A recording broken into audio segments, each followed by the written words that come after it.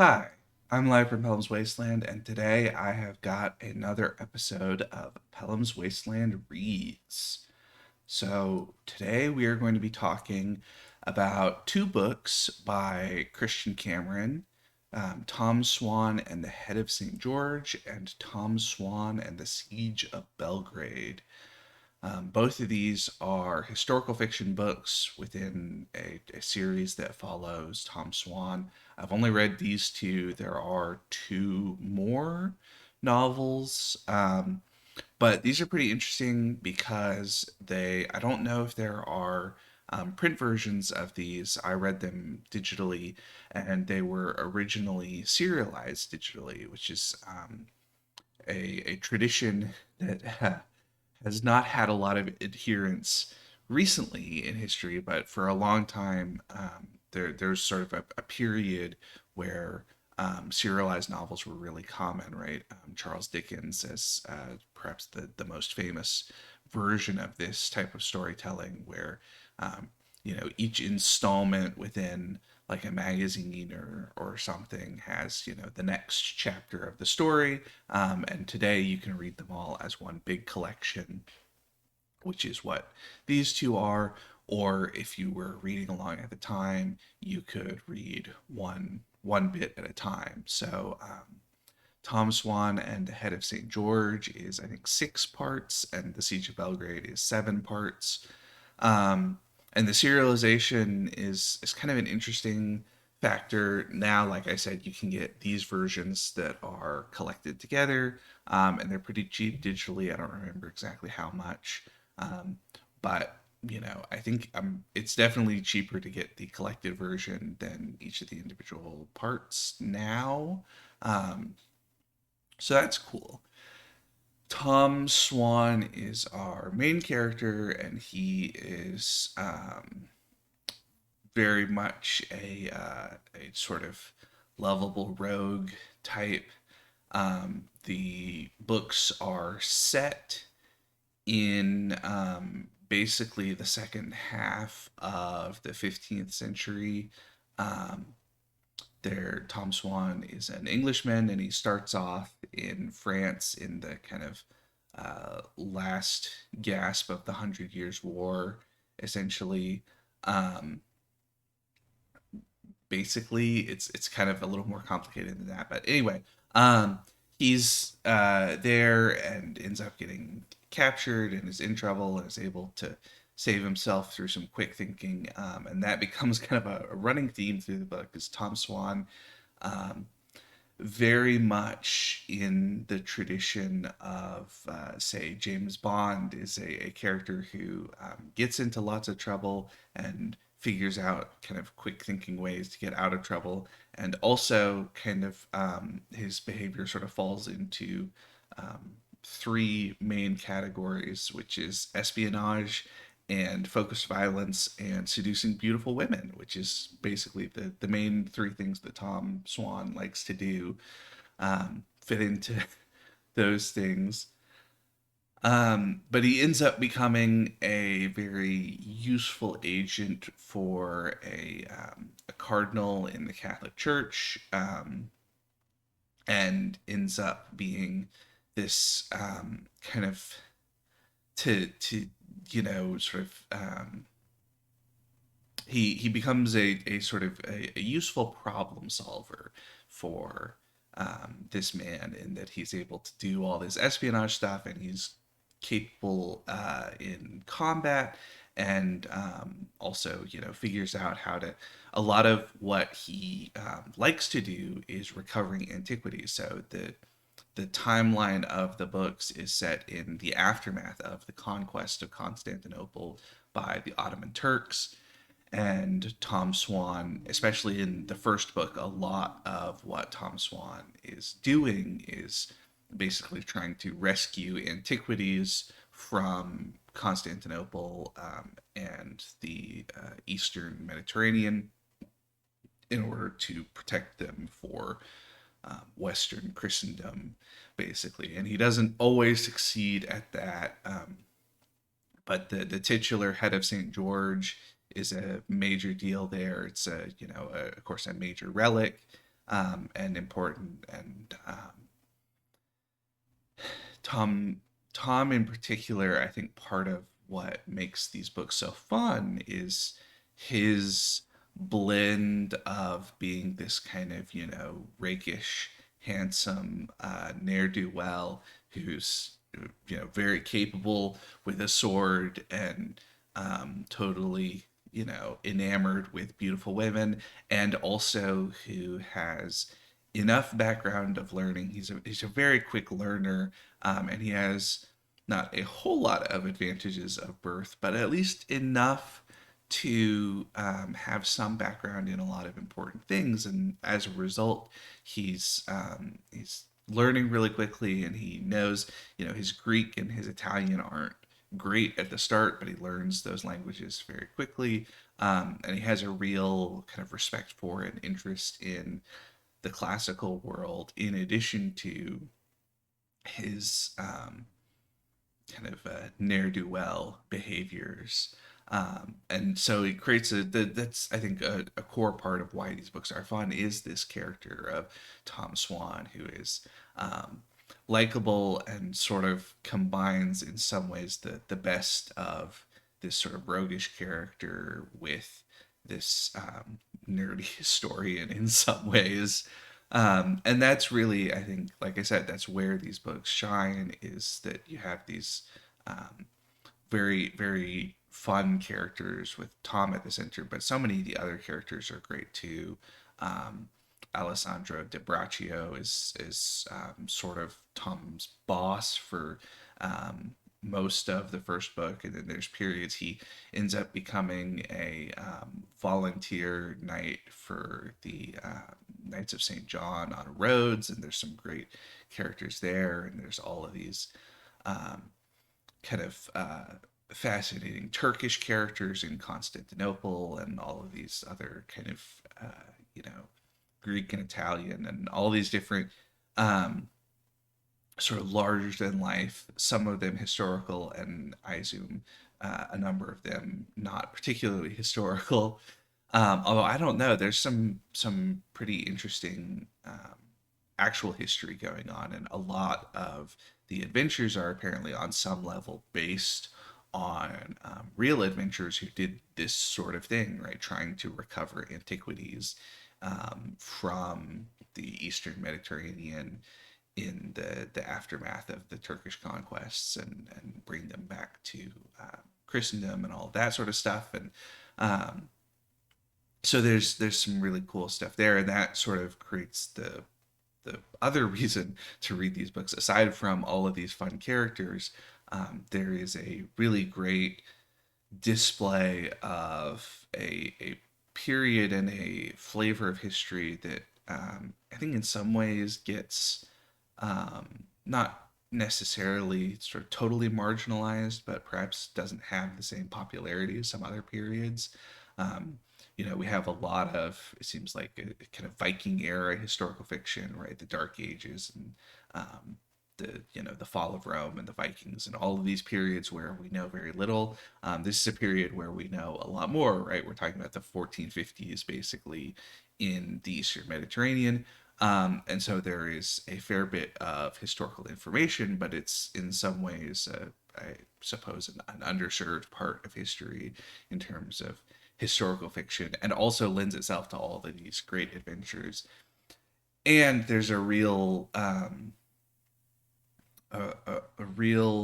work towards the historical validity of a lot of things that go on. So there's a whole bunch of kind of the classic. I on this channel have talked about the idea of things that actual medieval people recognized as problems, that in RPG campaigns become problems, and there were kind of real solutions. So like a classic thing is, just having to give up weapons at the door is something that is very simple, but it's of course a major part of this sort of thing. The violence in particular is, I think, a real highlight of the series. My understanding is that Christian Cameron has some amount of background in HEMA related stuff, and the combat is a whole lot of fun.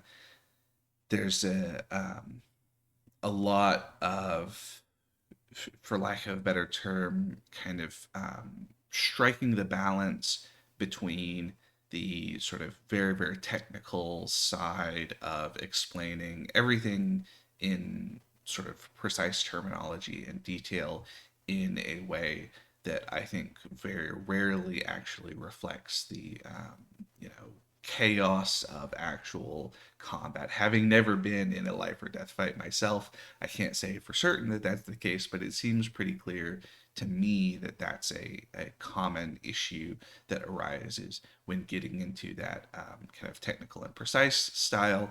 But then at the other side, it can be a lot of fun to engage in the kind of faster and more fluid and chaotic side. But sometimes you end up with authors that are sort of not understanding the mechanics of swordplay, or describing things that maybe sound all right to someone who doesn't really know what's going on, but kind of end up sounding sort of laughable.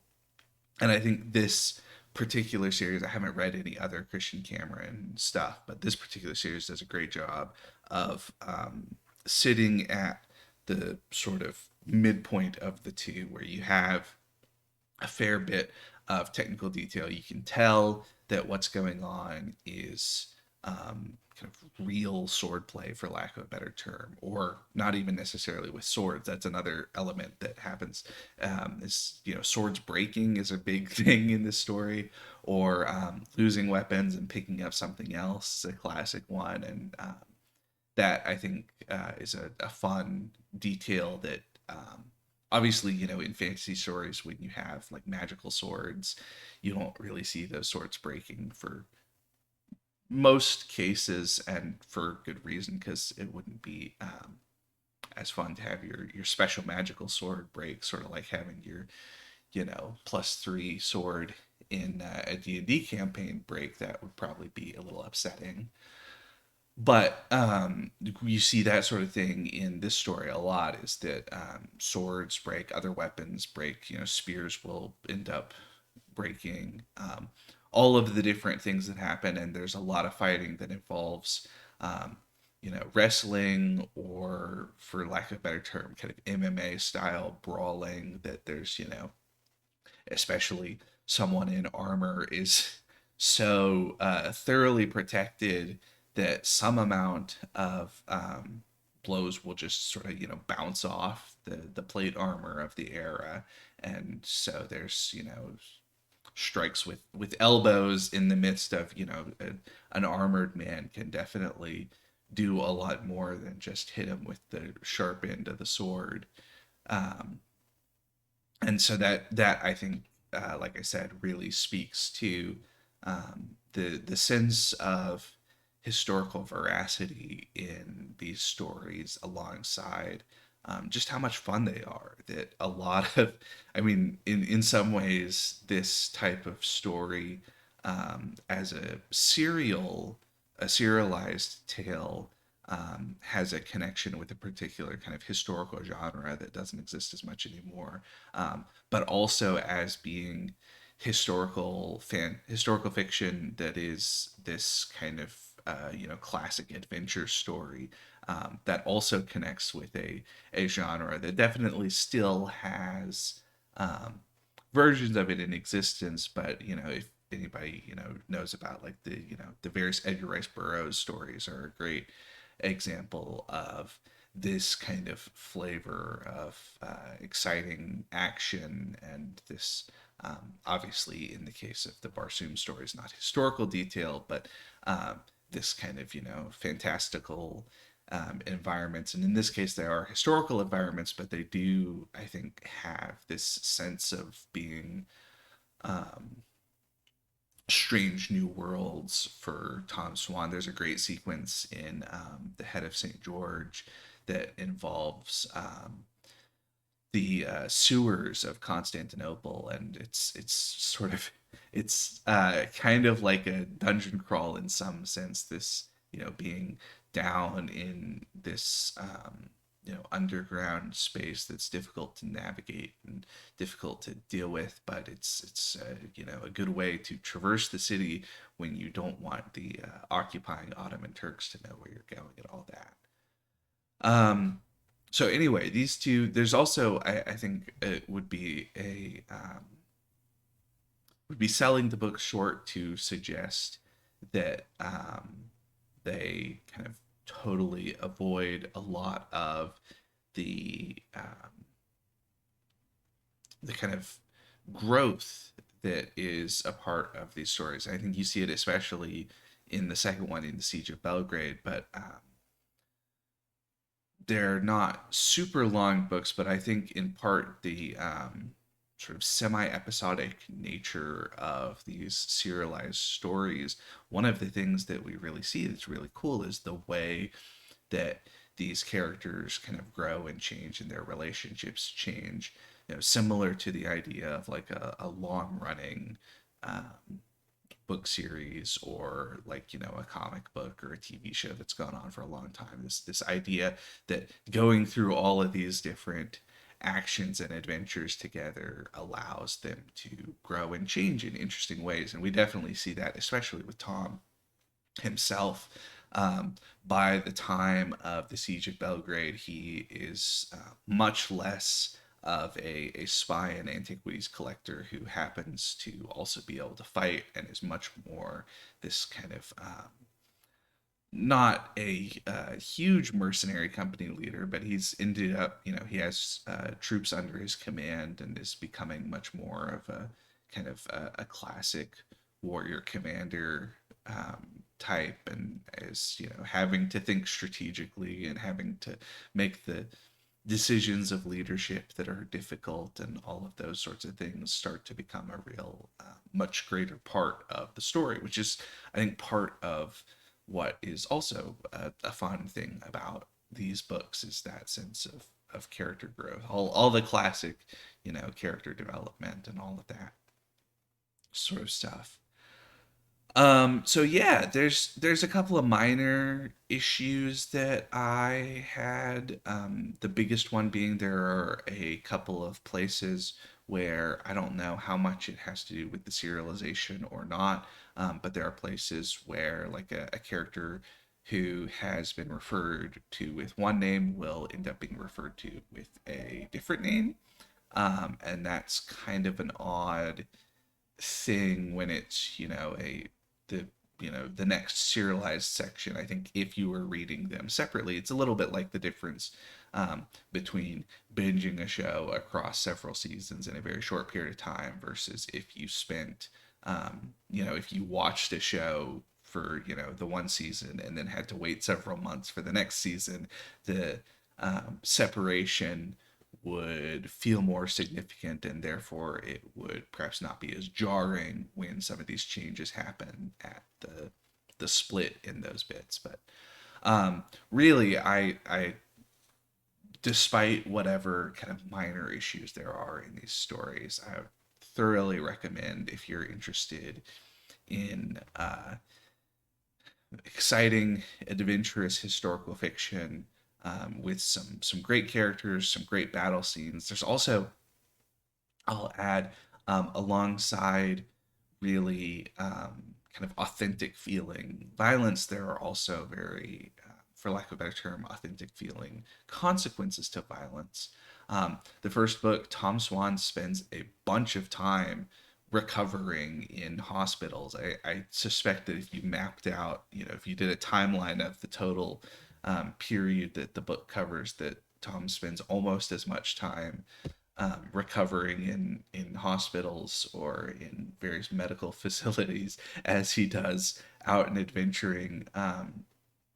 Even though those are kind of shorter parts of the book, right? Summarize those relatively quickly.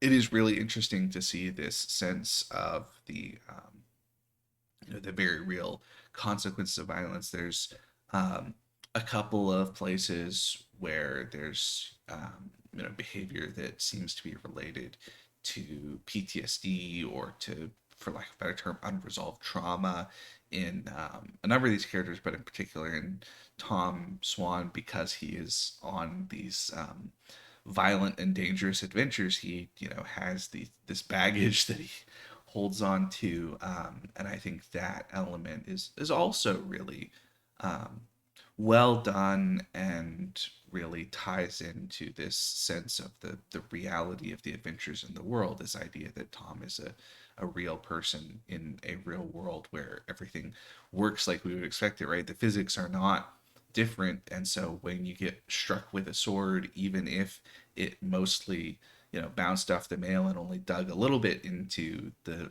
flesh, it's still, painful and difficult to deal with that.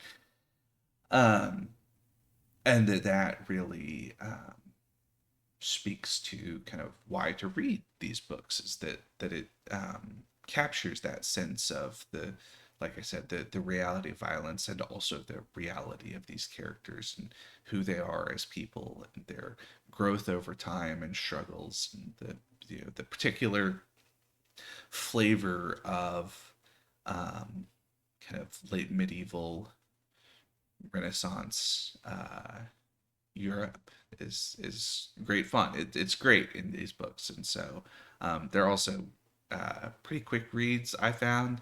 I don't remember exactly how long they are, 400 or 500 pages for each of them, but lots of fun. Totally worth checking out. Like I said, I don't know if there are physical copies of either of these, or of the next two, because there's two more Tom Swan books. I read them on my Kindle, and they were pretty cheap on the Kindle store. So hopefully, if you are interested in these books, that will be a solution that works for you. Anyway, that is going to be it for this episode of Pellam's Wasteland Reads.